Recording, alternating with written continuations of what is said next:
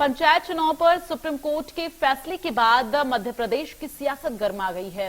कमलनाथ के ओबीसी वाले बयान पर नरोत्तम मिश्रा ने पलटवार किया और कांग्रेस के ओबीसी का समर्थन करने पर गृह मंत्री नरोत्तम मिश्रा ने कहा कि कमलनाथ को कांग्रेस का समर्थन है, बाकी ओबीसी तो समझता है कि कोर्ट में कांग्रेस गई थी और चुनाव में बीजेपी गई थी। वहीं कांग्रेस विधायक दल की बैठक पर नरोत्तम मिश्रा ने कांग्रेस पर हमला बोला। उन्होंने कहा कि सच बात यह है कि फील्ड में तो अब ये जा नहीं सकते। दरअसल कांग्रेस की बैठक में कमलनाथ ने बीजेपी कार्यकर्ताओं की तारीफ की थी और क्या कुछ उन्होंने कहा, सुनिए जरा। और जो अन्याय पिछड़ा वर्ग के साथ हुआ है, क्योंकि भारतीय जनता पार्टी की सरकार शिवराज सिंह जी ने सुप्रीम कोर्ट के सामने पिछले 3 महीने में सही तरीके से अपने पेश नहीं कर रही।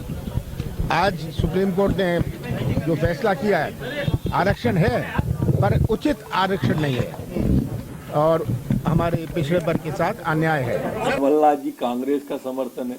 अब बाकी ओबीसी तो समझता है कि कोर्ट में कांग्रेस गई थी, भाजपा चुनाव में गई थी, स्टे लेके आए ये कांग्रेस के लोगों ने जीरो कराया।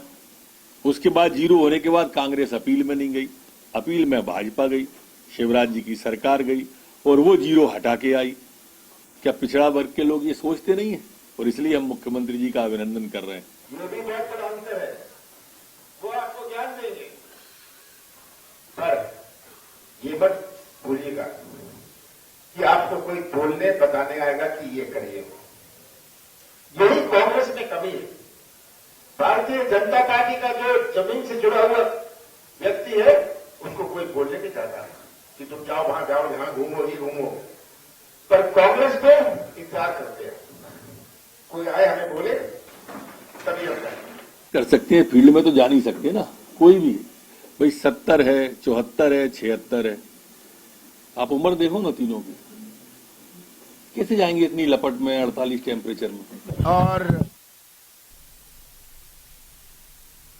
मध्य प्रदेश निकाय चुनाव की प्रक्रिया तेज हो गई है। निर्वाचन आयोग ने निकायों के आरक्षण की गाइडलाइन जारी कर दी है और इसके तहत सिर्फ जनरल निकाय और वार्डों में ही ओबीसी आरक्षण का लाभ मिलेगा और गाइडलाइन के मुताबिक पहले से तय SC/ST आरक्षण में कोई बदलाव नहीं होगा। जहां SC/ST आरक्षण 50% से कम, वहीं ओबीसी आरक्षण का लाभ मिलेगा और इसके अलावा निकाय या वार्डों में अधिकतम 35% ओबीसी आरक्षण दिया जा सकेगा। निकाय और वार्डों के आरक्षण पूर्ण करने की समय सीमा 24 मई रखी गई है। आपको बता दें कि पिछड़ा वर्ग आयोग के आंकड़ों के आधार पर आरक्षण दिया जाएगा और इसको लेकर प्रदेश के कलेक्टर्स को 24 मई की शाम 5 बजे तक आरक्षण प्रक्रिया पूरी करने के निर्देश दिए गए हैं, क्योंकि सरकार 25 मई के पहले राज्य निर्वाचन आयोग को आरक्षण की रिपोर्ट सौंपेगी।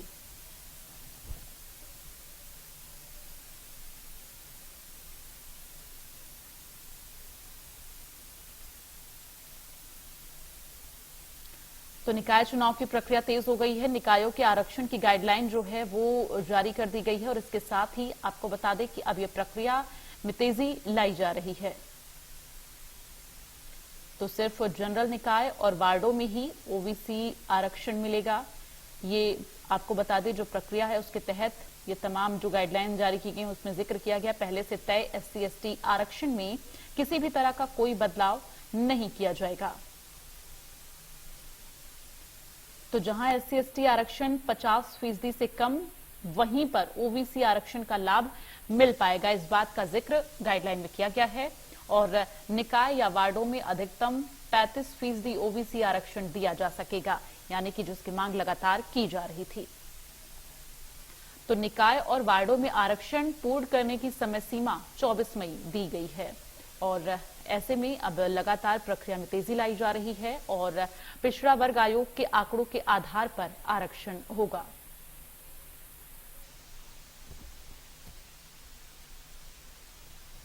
तो कलेक्टर्स को 24 मई की शाम 5 बजे तक आरक्षण प्रक्रिया पूरी करने के लिए निर्देश दिए गए हैं। आपको बता दें कि लगातार इस प्रक्रिया में तेजी लाई जा रही है। सरकार 25 मई के पहले राज्य निर्वाचन आयोग को आरक्षण की रिपोर्ट सौंपेगी। मध्य प्रदेश, छत्तीसगढ़ की हर खबर सीधे आपके मोबाइल फोन पर। अभी सब्सक्राइब करें हमारा चैनल और पाएं पल पल की खबर।